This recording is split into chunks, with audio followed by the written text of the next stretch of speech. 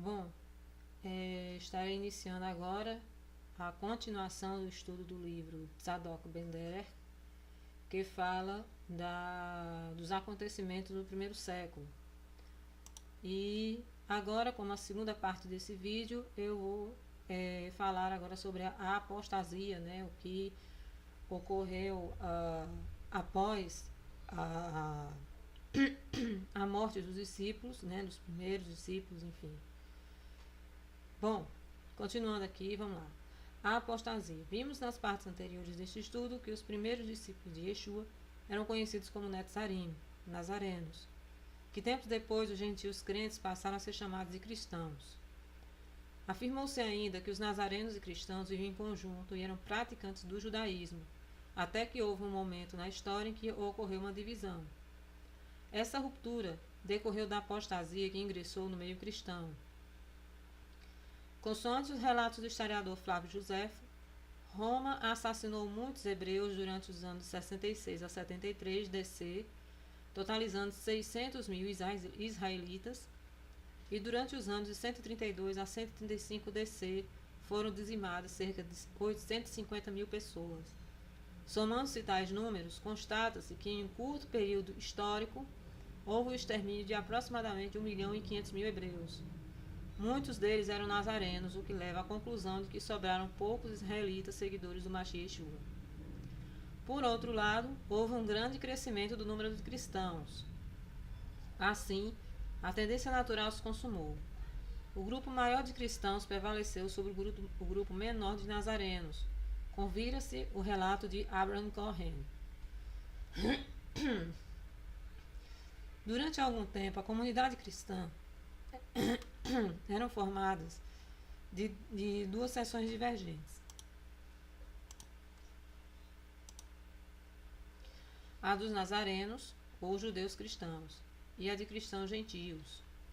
É claro que um tal estado de coisas não podia durar, e era somente uma questão de tempo antes de que uma das seções viesse a predominar e expulsar a outra. Foi exatamente isso que sucedeu. O acontecimento crítico que resolveu a questão foi a destruição do templo e do Estado no ano 70. A partir desse momento, os nazarenos começaram a diminuir em número, enfraquecendo-se pouco a pouco a sua influência até se tornar nula. Haja vista que muitos cristãos eram originários de religiões pagãs, a apostasia infiltrou-se rapidamente nas congregações cristãs. Essa apostasia já havia sido prevista nas Escrituras, se não vejamos. Yeshua advertiu acerca da apostasia que viria por meio de falsos messias e falsos profetas. E surgirão muitos falsos profetas e enganarão a muitos, e por se multiplicar a apostasia, o amor de muitos se esfriará. Porque surgirão falsos profetas, falsos messias e falsos profetas, e farão tão grandes sinais e prodígios, que se possível for, enganariam até os escolhidos. O que é um falso profeta? Ora, se a Torá, a lei é a verdade, consequentemente qualquer ensino contra a Torá é mentiroso. Falso profeta é aquele que ensina doutrinas contrárias à Torá, à lei, isto é, todos aqueles que distorcem as palavras do Elohim vivo. Visto que o Eterno ordenou que ninguém podia acrescentar ou retirar nada de sua Torá, se Yeshua disse que não veio para abolir a Torá, logo, quem prega a anulação da lei é considerado um falso profeta. Prezado leitor, guarde esse conceito de falso profeta, porque mais adiante ele será essencial para se compreender quando na história se manifestarem os primeiros falsos profetas entre os discípulos do Mashiach. Não demoraria muito para que os lobos aparecessem. Já no primeiro século, a perdição se iniciaria. Shaul Paulo previu profeticamente que, logo após a sua morte, a apostasia iria se propagar. Porque eu sei isto que, depois da minha partida, entrarão no meio de vós lobos cruéis, que não pouparão o rebanho. E que dentre vós mesmo se levantarão homens que falarão coisas perversas, para atraírem os discípulos após si. Advertiu Shaul Paulo que os discípulos deveriam ficar atentos quanto à manifestação da apostasia. Ora, irmãos, rogamo-vos pela vinda de nosso soberano Yeshua HaMashiach e pela nossa reunião com ele, que não vos movais facilmente o vosso entendimento Nem vos perturbeis, quer por espírito, quer por palavra, quer por epístola, como de nós, que se o dia do Machia estivesse já perto. Ninguém de maneira alguma vos engane, porque não será assim sem que antes venha a apostasia e se manifeste o homem do pecado, o filho da perdição. Tessalonicenses, 2 Tessalonicenses capítulo 2, versos de 1 a 3. Ora, pecado significa transgressão aos mandamentos da Torá, Yohanan Aleph, 1 João 3, 4.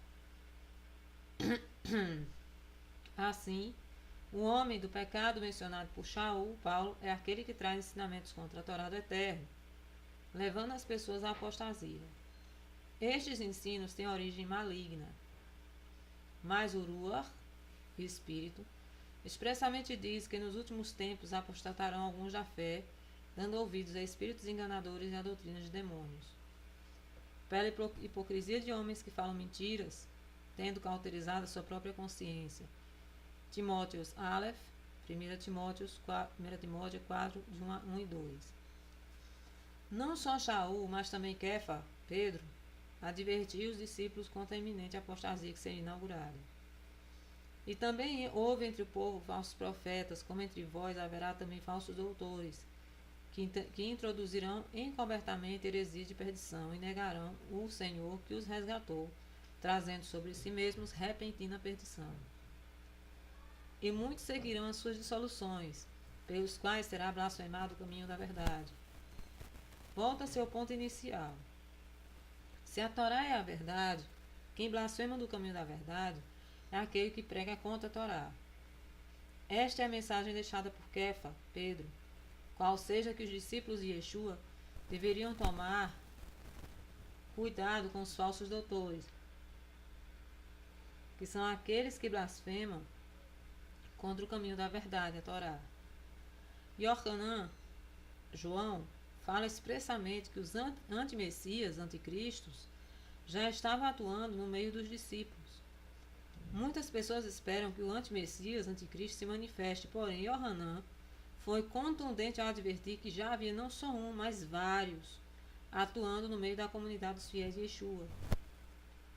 Filhinhos, já é a última hora, e como ouvistes que vem o antimessias, também agora muitos se têm feito antimessias, por onde conhecemos que é já a última hora. Saíram dentre nós, mas não eram dos nossos, porque se fossem dos nossos, teriam permanecido conosco. Mas todos eles saíram para que se manifestasse que não são dos nossos. Yohanan Aleph, 1 João 2, 18 e 19. Verifique que os antimessias, anticristos, saíram do meio dos próprios discípulos. E quando isto ocorreu na história, é o que se examinará a seguir. Inácio de Antioquia, o baluarte das heresias. Foi dito que Shaul profetizou que após a sua morte seriam levantados lobos cruéis que atrairiam os discípulos para si. Shaul, Paulo, morreu no ano 66 DC e o primeiro ancião bispo de Antioquia após a sua morte foi Inácio, em 98 DC. Esse bispo, o santo, entre aspas, Inácio dos católicos, cumpriu as profecias de Shaul uma vez que escreveu uma série de cartas introduzindo várias heresias no meio dos seguidores de Yeshua. Egésipos, historiador nazareno, escreveu o que ocorreu imediatamente após a morte de Shimon, que sucedeu a Yaakov Hatzadik, Tiago Justo, na liderança da comunidade dos nazarenos, que morreu no ano 98, depois do Messias. Efetivamente, até aquelas datas, a comunidade permanecia virgem, pura e incorrupta, como se até esse momento os que se propõem a corromper a sã regra da pregação do Salvador, se é que existiam, ocultavam-se em escuras trevas. Mas quando o coro sagrado dos apóstolos alcançou de diferentes maneiras o final da vida, e desapareceu aquela geração dos que foram dignos de escutar com seus próprios ouvidos a divina sabedoria, então teve início a confabulação do erro ímpio por meio de engano de mestres de falsa doutrina, os quais, não restando nenhum apóstolo, daí diante já descoberto, tentaram opor a pregação da verdade à pregação falsamente chamada gnosis. Fica claro o que ocorreu em termos históricos. Até o final da vida dos emissários apóstolos, a comunidade dos discípulos de Yeshua era pura e incorrupta. Porém, após a morte dos emissários, surgiram os falsos mestres que semearam falsas doutrinas, tal como predito por Shaul, Paulo. Como mencionado, o líder dos nazarenos, Shimon, faleceu no 98 DC, e é justamente nesse ano que entra em cena Inácio de Antioquia para introduzir várias heresias. Em outras palavras, Egésipos afirma claramente que a apostasia teve início no mesmo ano em que Inácio se tornou bispo de Antioquia. Antes de Inácio, todas as decisões relativas aos Netzarim eram adotadas por meio de concílios em Jerusalém. Vide, por exemplo, Atos capítulo 14, verso 27 e capítulo 15, verso 31. Após assumir o cargo em Antioquia, Inácio usurpa a autoridade dos discípulos que vivem em Jerusalém e declara a si mesmo como autoridade final para decidir as questões da fé, dizendo também que os bispos de cada local teriam a mesma autoridade. Sujeitem-se a seus bispos e vocês estarão agindo de acordo com a vontade de Deus. Jesus foi enviado pela vontade do Pai, da mesma maneira, os discípulos são enviados pela vontade de Jesus. Epístola de Inácio aos Efésios 1, 9 e 11. Obedeça a seu bispo. Epístola de Inácio aos Magnésios. Portanto, é vosso dever reverenciar os vossos superiores. Epístolas aos Magnésios. Seu bispo está presidindo no lugar de Deus. Esteja em união com seu bispo. Epístola de Inácio aos Magnésios. Ele não deve fazer nada sem o bispo, para não ficar impuro em sua consciência. Epístola aos Trálios. Não faça nada sem o bispo. Epístola de Inácio aos Filipenses. Todos vocês devem seguir seu bispo, tal como Jesus Cristo seguiu o Pai. Epístola de Inácio a Esmirna. Contrariando as Escrituras, Inácio de Antioquia criou um sistema religioso em que o bispo é um ser superior e os fiéis lhe são subordinados. Disse Inácio que o bispo está no lugar de Deus, ou seja, tornou-se representante do Eterno na terra, razão pela qual todos deveriam obedecê-lo cegamente, sem nenhum tipo de questionamento. Esse modelo primou pela centralização de poderes em suas mãos e iria culminar mais tarde com a instituição oficial da Igreja Católica e o Papa como chefe supremo da Igreja, denominado Vicarius Filii Dei, o substituto do Filho de Deus. Esse pensamento também foi adotado pelo protestantismo, visto que o pastor é o considerado ungido do Senhor, pessoa superior aos membros da igreja, devendo estes obedecer ao pastor sem questionar suas ordens, ainda que sejam absurdas. Quando se lê Atos dos Apóstolos, aprende-se que as decisões dos nazarenos eram tomadas democraticamente. Não havia um líder que impusesse unilateralmente sua vontade, mas sim líderes que decidiam em conjunto em Jerusalém, a santa cidade do Eterno. Por conseguinte, o modelo instituído por Inácio,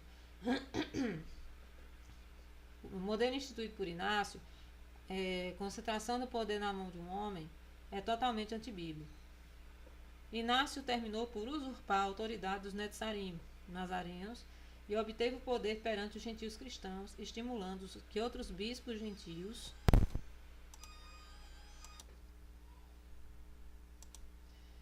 Continuando, Inácio terminou por usurpar a autoridade dos nazarenos, e obteve o poder perante os gentios cristãos, estimulando que outros bispos gentios, supervisores, também o fizessem. Assim, a rebelião de Inácio estabeleceu uma divisão entre os netzarim, no caso os nazarenos, e os cristãos. Atualmente, muitos pastores evangélicos, movidos por ganância e rebeldia, criaram uma cisão em suas igrejas e levam parte dos crentes para uma nova denominação por eles instituída. Foi exatamente isso que fez Inácio, promoveu uma rebelião e atraiu para si os gentios, determinando que se afastassem dos judeus, os descendentes imediatos dos apóstolos, ou seja, os emissários. Explica-se acima que os emissários apóstolos falam expressamente dos falsos profetas, que seriam aqueles que ensinariam contra a Torá eterna. Pois bem, Inácio foi um falso profeta, visto que prescreveu que a Torá, a lei, foi abolida. Mas se alguém pregar a lei judaica, a Torá, vocês não lhe deem ouvido. Carta de Inácio aos Filipenses. Não sejam enganados por doutrinas estranhas, nem por fábulas antigas sem valor. Pois se continuarmos a viver conforme a lei judaica, a Torá, estamos confessando que não recebemos a graça. Carta de Inácio aos Magnésios. Outra grande heresia foi engendrada por Inácio, a substituição do Shabat, sábado, pelo domingo. Consoante as Escrituras, o Shabat foi instituído desde a criação e é o quarto dos 10 mandamentos, sendo escrito pelo dedo do Eterno. O Shabat é o sinal da aliança entre o Eterno e seu povo, sendo certo de que o gentio deve observar o Shabat. E Yeshua guardava o Shabat como era de seu costume. Do mesmo modo, os discípulos de Yeshua e os emissários, apóstolos, cumpriam o mandamento de Shabat, mesmo após a morte de Yeshua. Afastando-se das Escrituras, Inácio substituiu o Shabat pelo domingo. Não mais observem o Shabat, os sábados, mas observem o dia do Senhor, o domingo, no qual também vossa vida floresce nele, através da sua morte. Carta de Inácio aos Magnésios. Portanto, não precisamos mais manter o sábado, como fazem os judeus. Carta de Inácio aos Magnésios. Aqueles que viviam na antiga ordem das coisas chegaram à nova esperança. Não observam mais o sábado, mas o dia do Senhor, em que a nossa vida se levantou por meio dele e de sua morte.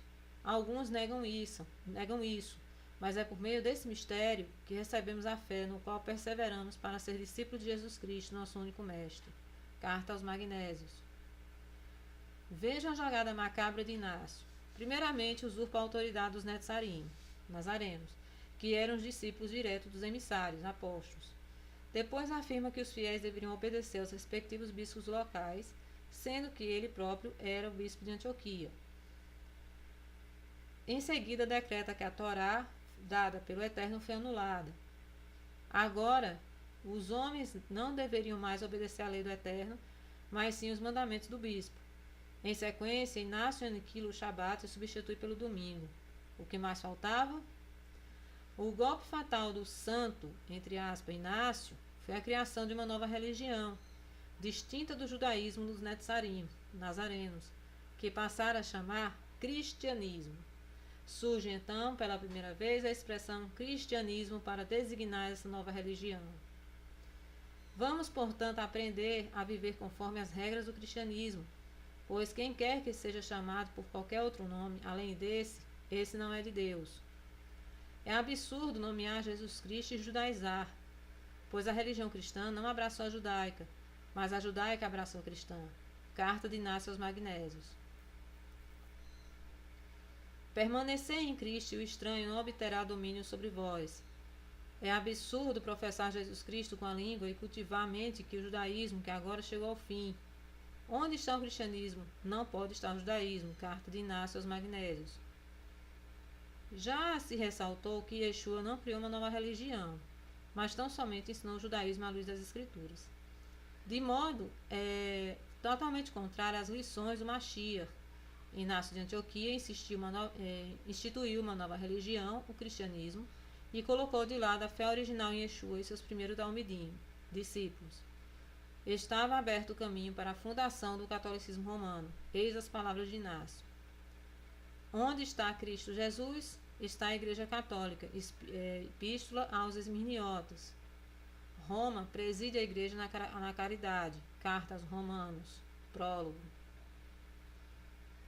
Resume-se os principais ensinamentos antibíblicos de Inácio de Antioquia nos seguintes tópicos. 1. Concentração do poder nas mãos de um só homem, o que posteriormente veio a balizar o poder do Papa. Hoje, o cristianismo ainda permanece com esta ditadura eclesiástica, inclusive no meio evangélico, em que as ordens do pastor devem ser obedecidas cegamente. Em muitos meios judaicos messiânicos, o rabino ou rosh também estão estabelecendo ditaduras em suas sinagogas, já que as decisões não passam pelo voto democrático dos membros ou de um colegiado, Beit Din. 2. Decretação que a Torá, a lei do Eterno, foi abolida. É lastimável que a maioria dos cristãos acredite que a lei acabou. Por outro lado, não menos lastimável é o fato de que muitos líderes judaicos messiânicos, influenciados pelas deturpações rabínicas, afirmam incorretamente que a Torá vigora apenas para os judeus, sendo facultativa aos gentios, que devem observar apenas as 7 leis noéticas. Em verdade, o Eterno não faz acepção de pessoas, donde se conclui que a Torá se aplica integralmente aos judeus e aos gentios. Devem os gentios começar a cumprir regras mínimas, tal como preconizado em Atos 15. Porém, cada Shabat deve aprender mais mandamentos contidos na Torá. 3. A substituição ilegal do Shabat, sábado, pelo domingo. Sobre esta questão, tem o 3º capítulo desta obra. 4. Criação de uma nova religião, o cristianismo, no lugar do judaísmo ensinado por Yeshua e vivenciado por seus discípulos. Assim, já no final do 1º século e início do 2º, Inácio de Antioquia cumpriu a profecia de Shaul, Paulo, acerca da apostasia que se instalaria. O cristianismo, uma nova religião criada com alicerces antibíblicos, iria avançar e substituir o judaísmo pregado por Yeshua e praticado por seus primeiros discípulos. Bom, por enquanto eu vou ficando por aqui e até o próximo vídeo.